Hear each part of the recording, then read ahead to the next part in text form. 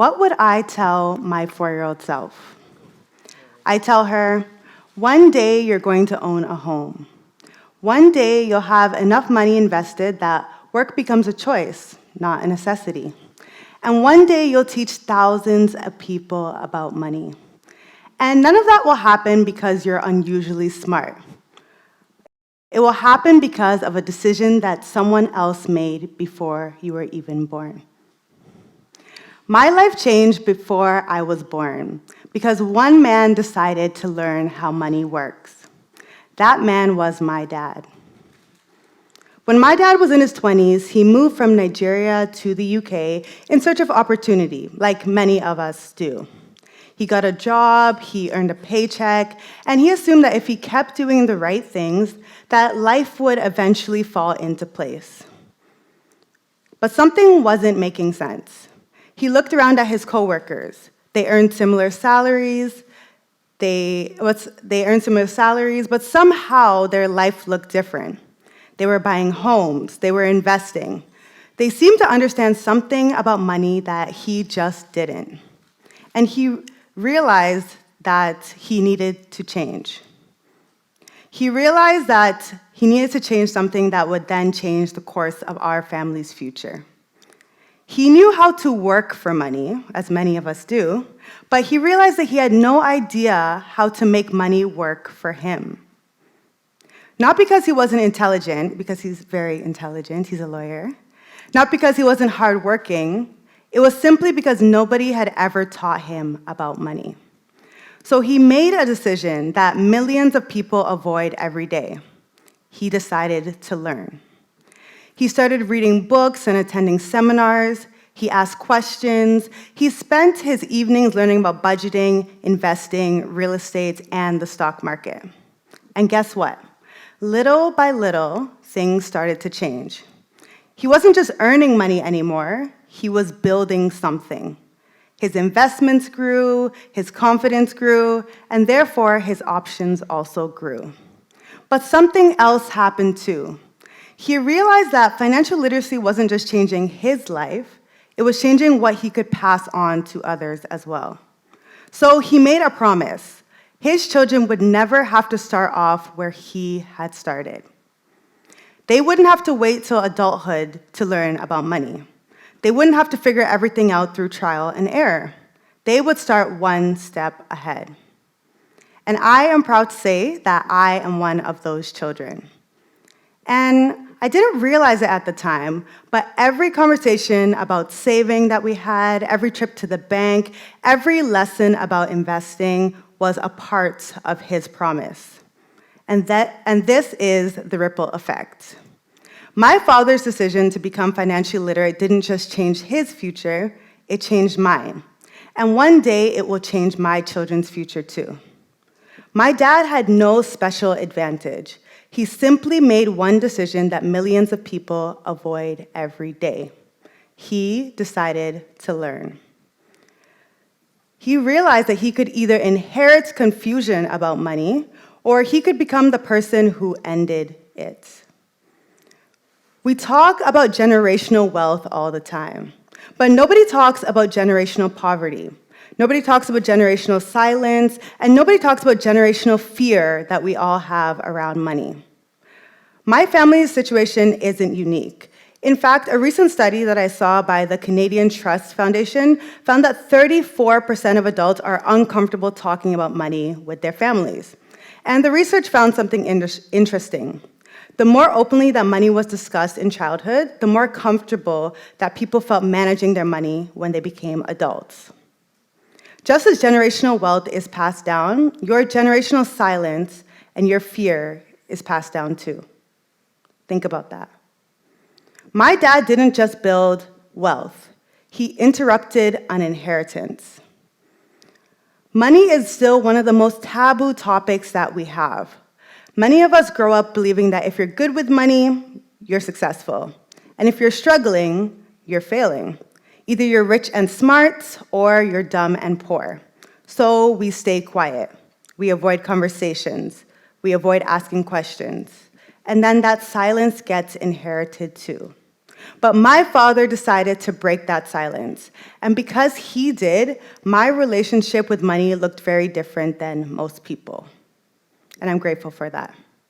When I was just 4 years old, my auntie gave me a $20 bill. To me, I was rich. I was excited. I thought about all the candy and the toys that I was going to buy. But my mom and dad, they had a different plan. Now, if you grew up in a Nigerian household, you know where this story is supposed to go. Your parents collect the money for safekeeping, and somehow that money is never seen again. But my dad and my mom, again, they had a different plan. They took me to the bank, and they opened a bank account for me. He told me that half of this money was for spending, and the other half would be for my future self. And at the time, I thought he was ruining a perfectly good shopping trip. Now I realize that he wasn't just teaching me how to save money, he was teaching me how to think about money. As I got older, the lessons continued. When I got my first part-time job when I turned 15, I saved half of every paycheck that I got. When I turned 18, I invested my first dollar in the stock market. And at 23, I used the proceeds of the stock market to buy my first house. And here's what is most important that I want you to take away. I wasn't making a lot of money at the time. I was making minimum wage. The point wasn't how much I had. The point was that I started where I was. Because these small habits can create big change over time.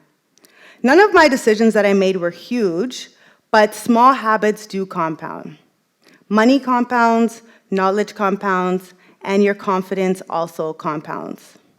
And my dad understood something way before I ever did. Knowledge without action doesn't change anything. He could have poured all of this into me, but if I never did anything after that, it would be useless. So one of the ways he kept me accountable when I was younger was by making me send a screenshot of every single investment that I made every 2 weeks. And I'm not going to lie, in the moment, it felt very annoying. But today, I am so, so grateful that he did this. Because he wasn't just checking my portfolio, he was making sure that I was building a habit, and those habits have literally changed my life. Financial literacy impacts generations, and it can impact all of yours too. When I invested my first dollar at 18, I wasn't starting from scratch.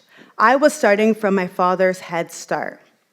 Today, I bought property, I built investments that give me choices. I've been able to build a career about helping people learn about money. I'm living my life in a way that my parents could only have dreamed when they were my age. Not because they gave me $1 million, which I would have loved, but not because they gave me $1 million, but because they gave me knowledge. And in many ways, knowledge is more valuable because knowledge gave me something else. It gave me time. My father didn't start learning about investing until he was in his 20s. I started learning when I was 4. That's a 20-year start that he gave me. And the ripple doesn't just stop with me. I think about my future children. My parents didn't leave me a trust fund, but they left me an understanding of how money works. And because of that, my children will grow up having conversations about saving and investing that most people don't have until they are much later in life. Yes, my children will, God willing, inherit money, but more importantly, they'll inherit knowledge. And then I think about the thousands and thousands of people who have had the privilege of teaching. People who have paid off debt, people who have invested in the stock market for the first time, and people who have built multi-six-figure portfolios. Many of them are immigrants, many of them are first-generation wealth builders, and many of them simply needed someone to tell them that you can do this. And that's when I realized something. Financial literacy isn't just about money. It's not really about money at all. It's about opportunity, it's about confidence, it's about giving people choices. And it's about changing what gets passed down. My father's decision changed my life. My decisions will change my children's lives. And maybe through the work I do, they'll change someone else's too. That is the ripple effect. So if you're listening to this and you're wondering where to start, don't focus on changing your entire financial future overnight. Start smaller. Start with tracking your spending, start saving a small portion of your income, start asking questions about money. Have the money conversations that you have been avoiding. Try to learn one thing this week that will help your future self today. Ask yourself, what is the first thing you can do today in order to end your cycle that you're currently in and start a new one? The step itself matters less than the decision behind it because every ripple starts the same way. Somebody decides to learn. Maybe your parents taught you about money. Maybe they never talked about it. Maybe they were just trying to survive. But every single family has somebody who becomes the first ripple. Someone who decides that this ends with me. The fear ends with me. The silence ends with me. The confusion ends with me. The poverty ends with me. One day, your children or grandchildren may live a life that you cannot even imagine.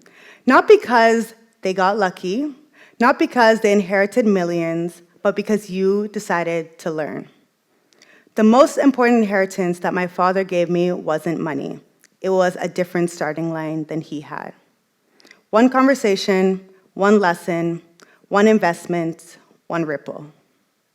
Thank you.